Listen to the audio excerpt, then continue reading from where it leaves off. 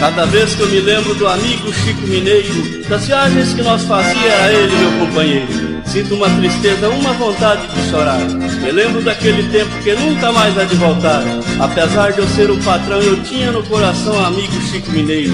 Caboclo bom decidido, na viola era dolorido, era o peão dos boiadeiros, recordando das proezas das nossas viagens a motim.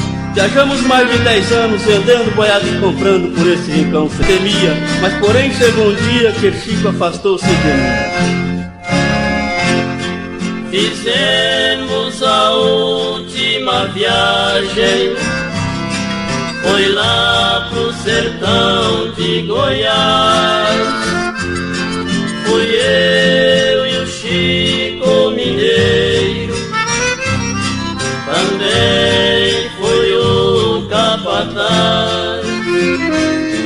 Viajamos muitos dias pra chegar em Ouro Fino, onde nós passamos a noite numa festa do divino.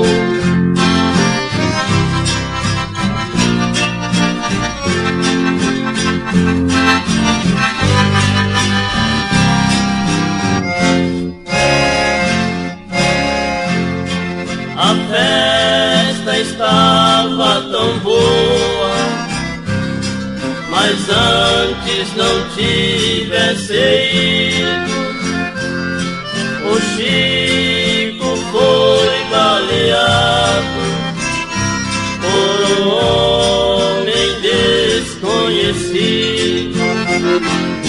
Larguei de comprar boiada, mataram meu companheiro, acabou o som da viola, acabou seu Chico Mineiro.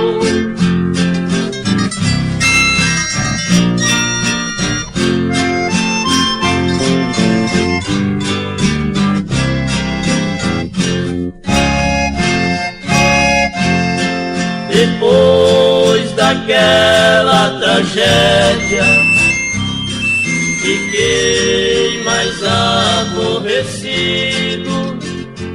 Não sabia da nossa amizade, porque nós dois era unidos.